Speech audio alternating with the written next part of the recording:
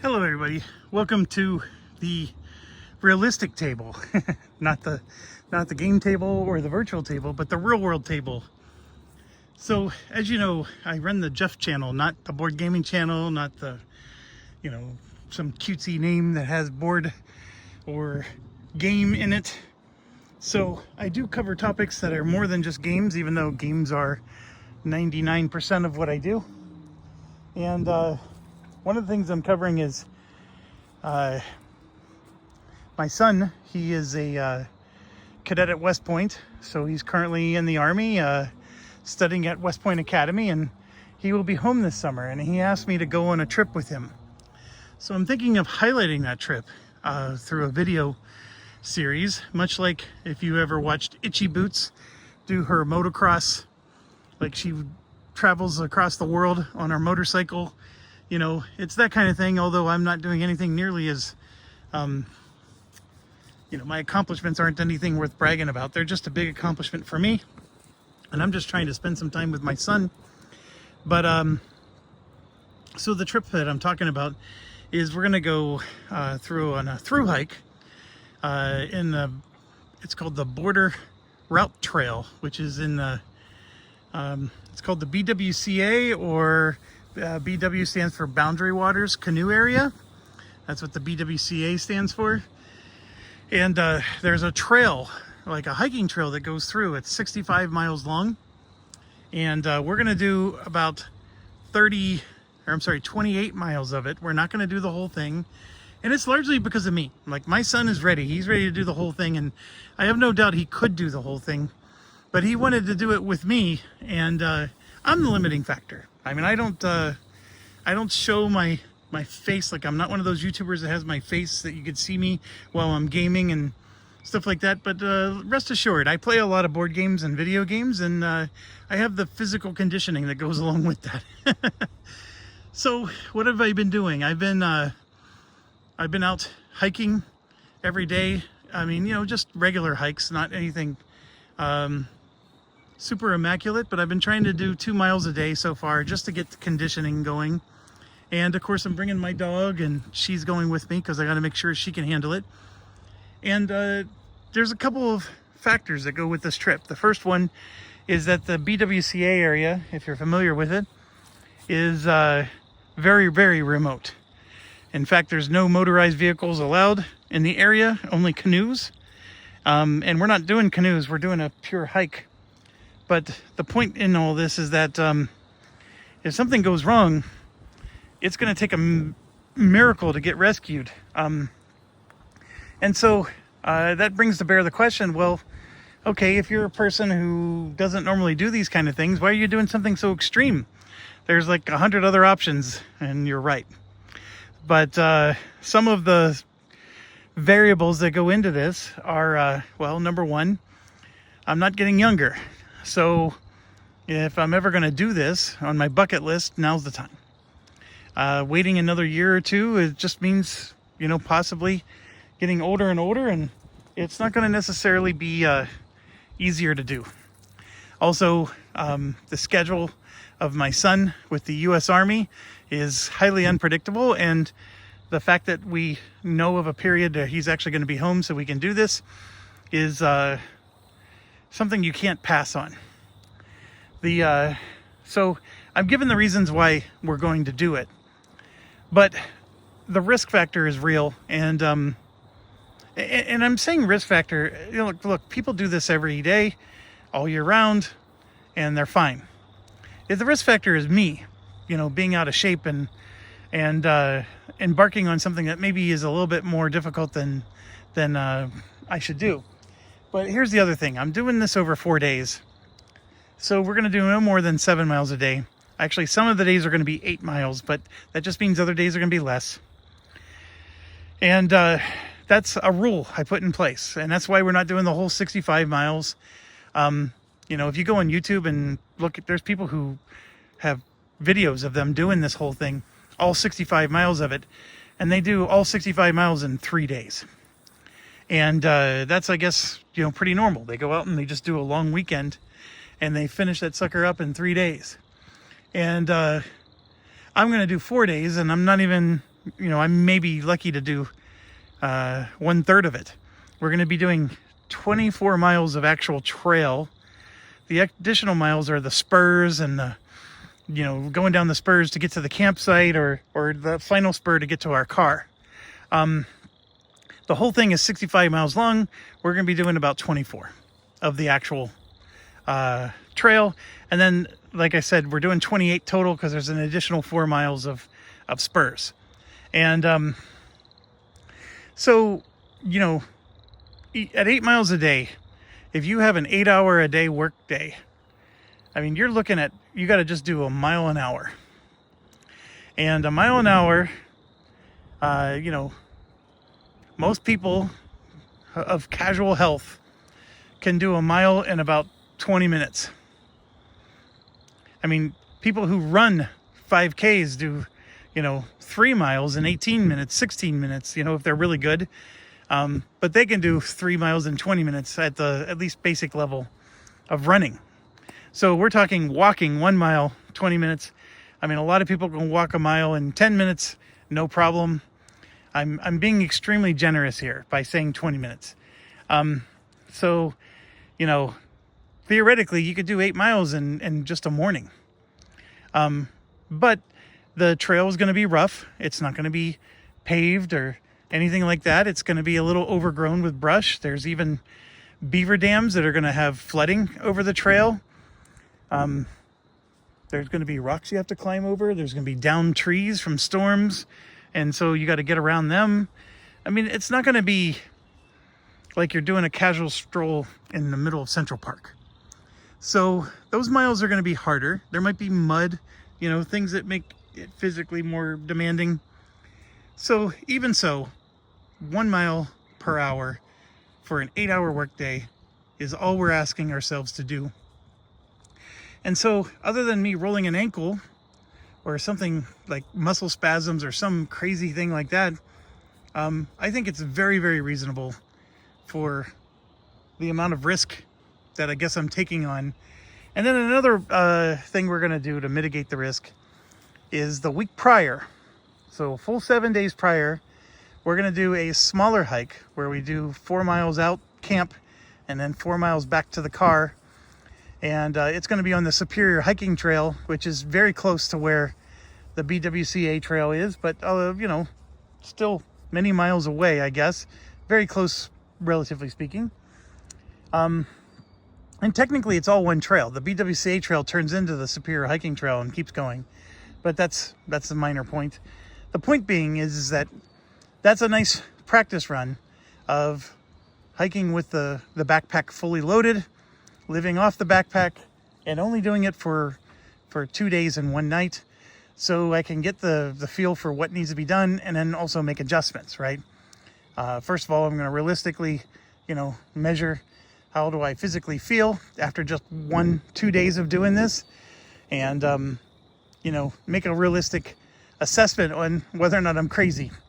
And I know that sounds like a lot. I mean, but when you're a person who doesn't normally do these physically demanding activities, it's something you have to take seriously. You can't just, like, I know some people can get off the couch and just do that.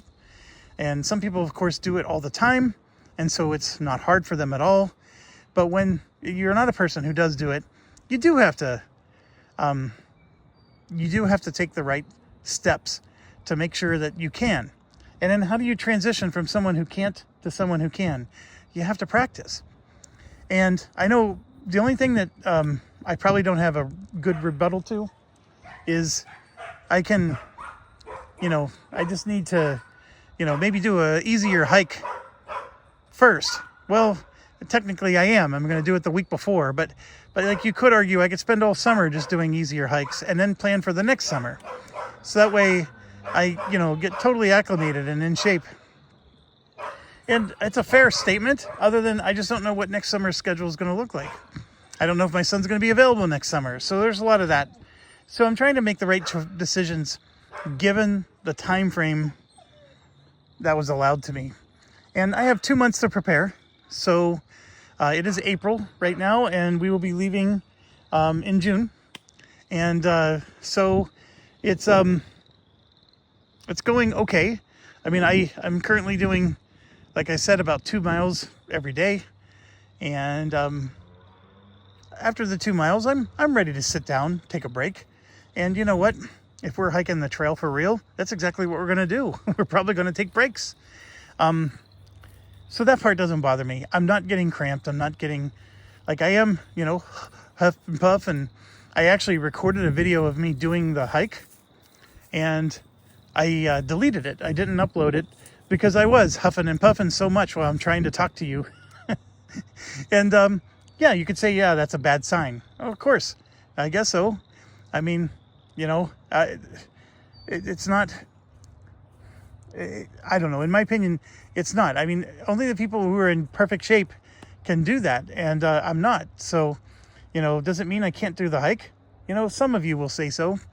But you know, some people just want to criticize everything they see and hear. So, anyways, that's it. And so me and my 14-year-old dog, we're going to go do this. And we're going to have a good time. Honestly, the biggest thing that concerns me about a 4-day hike is the lack of a shower. Honestly, I worry about stuff like that way more than I worry about my physical conditioning. I mean, I'm doing my part to, you know, and I just got my backpack laid out, so I'm going to maybe even try to do my 2-mile jaunts out in the parks here with the backpack. I'm going to look like a goober because, you know, there's no reason to have a backpack. But, you know, and then maybe there's going to be some weekend, I'll take the little girl out and we'll go to a more remote area and hike around there. But there's going to be definitely bears where we're going. So, you know, I had to maybe brush up on, you know, what to do with etiquette with your food and you know, hanging up your food or putting it in a bear canister overnight and stuff like that. I mean, it's the kind of stuff that I was thinking of maybe showing through the video series. And then the other challenge I have is, how do I keep my camera charged over 4 days? I do have a device that's gonna, like, it's basically just a giant battery that'll hold a charge, and I can maybe use that to charge my camera every day and then do videos like this where we stop along the way. That's the plan, is I'm gonna try to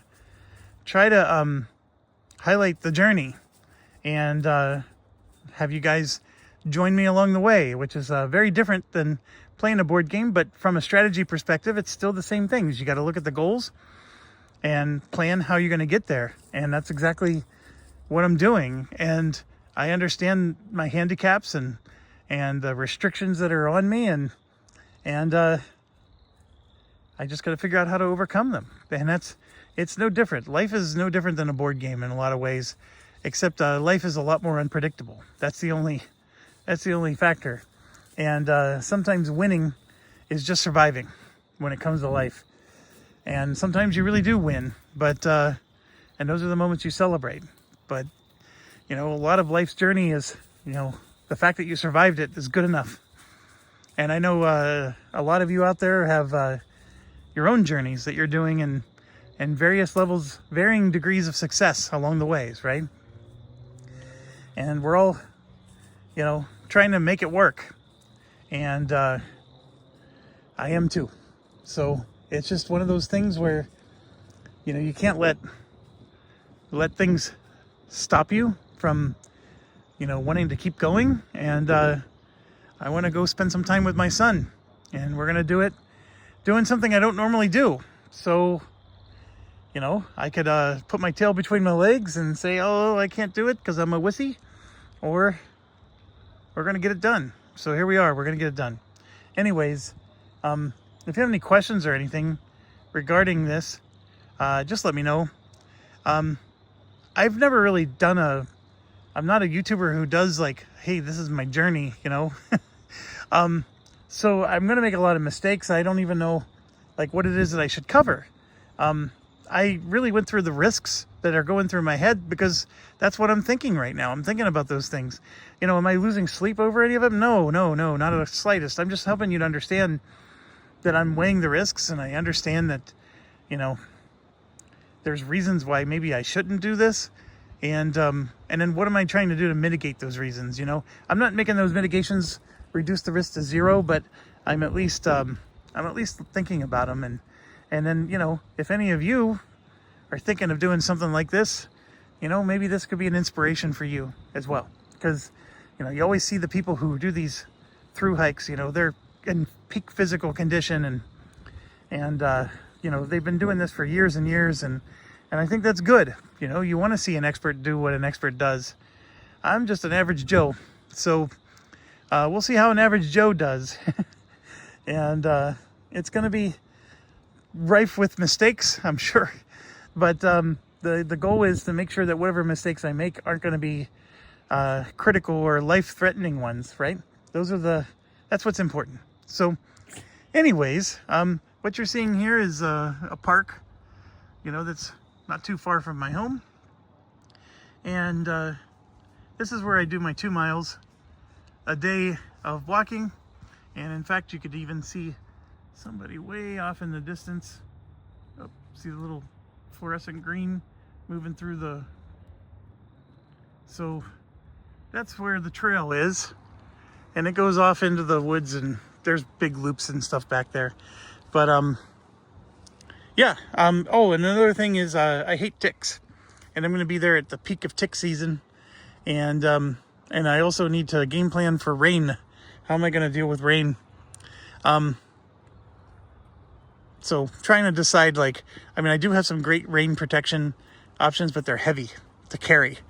So then it's like, you know, do I basically go buy a glorified garbage bag and try to wear that? I don't know.